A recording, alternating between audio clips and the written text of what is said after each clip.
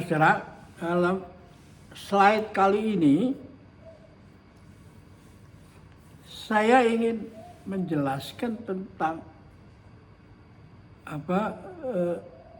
bagaimana sebenarnya kita ketika membangun kerajaan bisnis atau kerajaan yang benar-benar raja, ya. Kerajaan politik juga, ya. Kita bisa melihat bahwa semenjak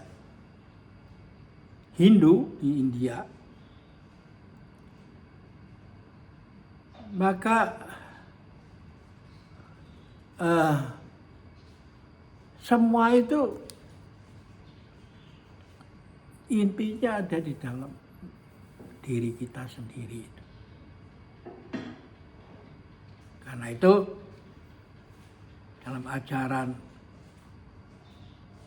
Ramayana, Sri Rama itu dan Dasamuka itu ya orangnya satu. Tapi karena terdiri daripada jiwa yang agung yang tinggal di istana Ayodhya. Tapi karena mulai tertarik pada hal-hal duniawi, maka dia menjadi manusia yang serakah, menjadi Dasamuka. Dasa 10, mukanya 10, dan tangannya 20. Lalu dia mulai mendapatkan masalah, dan itu dirayakan di India dengan setelah mencapai pencerahan, split personality itu kembali, dia mendapatkan pencerahan itu. Karena itu di India dirayakan perayaan yang namanya Dewari. Ya. Rumah orang India itu banyak dihias oleh lampu-lampu. Itu mau memperingatkan bahwa itulah kembalinya Rama menemukan jati dirinya itu. Nah, ya konsepnya aku jangan sampai pecah. Ya. Nah, oleh Siddhartha Gautama, penerusnya ketika terjadi Buddhism adalah Buddha itu adalah mulanya seorang anak raja yang karena melihat problem baseline, melihat bahwa orang menjadi tua, sakit, dan mati itu kok menderita. Bagaimana ini? Hidup tidak atas manusia tidak atas kehendaknya sendiri, dan diperbolehkan memilih siapa orang tuanya, lahirnya di mana, apa segala. Kok hidup harus begini? Jadi berarti alam semesta ini melahirkan sesuatu untuk menderita, toh. Nah, karena aneh melihat fenomena ganjil ini, maka dia menolak ketika diminta oleh ayahnya untuk melanjutkan kerajaannya. Dia milih ada sesuatu yang lebih penting yang saya harus temukan supaya manusia itu bebas dari menjadi tua, sakit, dan mati, menderita. Karena dia juga melihat fenomena keempat. Ada seorang petapa, mukanya cerah, matanya tajam, suaranya nyaring, dikelilingin anak-anak muda yang menanyakan, "Guru, hidup ini bagaimana? Kok begini sih?" Dia ingin menjadi seperti itu. lalu dia meninggalkan istana dan mengembara kemana-mana untuk mencari jawaban itu.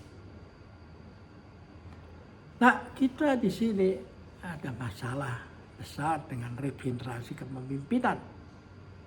Karena generasi yang kemarin memimpin itu usianya sudah pada sepuh. Sehingga kalau comeback dia tidak bisa lagi. Nah, karena itu dia mengharapkan dan tidak salah kalau anaknya itu bisa meneruskan karirnya. Tidak salah. Seperti apa yang terjadi di dalam diharapkan oleh raja yang orang tuanya Siddhartha Gautama.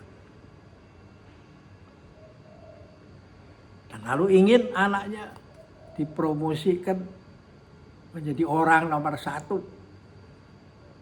Nah, di sini pemikiran Tiongkok mulai masuk. Yang mengatakan jalan langit itu seperti air mencari tempat yang terendah. Sedangkan jalan manusia mencari tempat yang paling tinggi. Karena paling tinggi atau tertinggi itu hanya satu,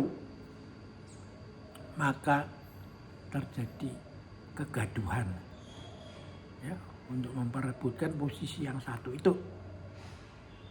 Lalu banyak macam-macam manuver untuk menjatuhkan lawannya, apa segala macam dalam persaingan itu. Saya berpendapat mengapa nggak kita meniru apa yang terjadi pada era Siddhartha Gautama. Bahwa sumbernya itu adalah pada ego. Karena semua berubah. Tidak ada ego yang tetap. Karena itu dia mengatakan kalau anggap tetap itu menjadi sumber penderitaan itu. Anika dan ananta ya, semua berubah. Jadi yang tetap. Nah, ini kan seharusnya daripada sikut-sikutan begini, bertele-tele.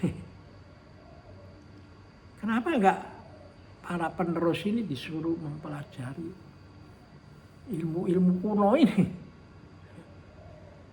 Ajarannya kan gampang.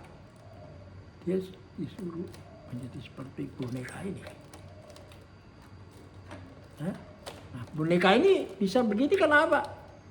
Karena dia beratnya ada di bawah, ya, sedangkan di sini di atasnya kosong. Jadi ini yang disebut belusuan. Jadi mereka semua harus dilatih untuk memahami hal ini, dan lalu berlatih dan terus berlatih. Kalau Anda berlatih dan terus berlatih, maka yang susah akan menjadi gampang. Kalau meskipun gampang, kalau tidak dilatih, maka menjadi susah. Nah ini. Nah, orang-orang zaman dulu mengatakan bagaimana you bisa menjadi naik sepeda dengan baik hanya dengan membaca buku tulisan dari pemegang Piala Dunia untuk perlombaan sepeda atau berenang. Nggak bisa, harus latih ini. Daripada kita gaduh seperti sekarang ini, nggak bisa. Kenapa nggak mau belajar seperti itu? Anda selalu mempunyai kekuatan untuk kembali. Sehingga Anda tidak gumulan, tidak ada kagetan, tidak ada merasa bahwa ini tahu segala-galanya, tapi bisa merasa, bukan merasa bisa, tapi bisa merasa. Ya begitu. Inilah yang menurut saya perlu dilatih itu. Dan setelah latihannya dianggap periode cukup, Silahkan rakyat memilih dari hati nuraninya sendiri siapa yang sebaiknya memimpin rakyat. Ya, ini dan inilah sebenarnya the tao of itu leadership, seni memimpin dengan gaya Tao gitu ya. Yang sekarang mulai menjadi hidup kembali ya, dan dipicu oleh Fritjof Capra, seorang ahli fisika kuantum yang melihat bahwa saatnya kembali, the turning point, kembali kepada kearifan timur ya. Saya karena ketika masyarakat berkembang ke arah yang dan sudah sampai pada peaknya, tidak ada lain jalan, dia akan kembali ke arah sebaliknya. Ya. Oke, kita akhiri di sini dulu. Sampai jumpa lagi.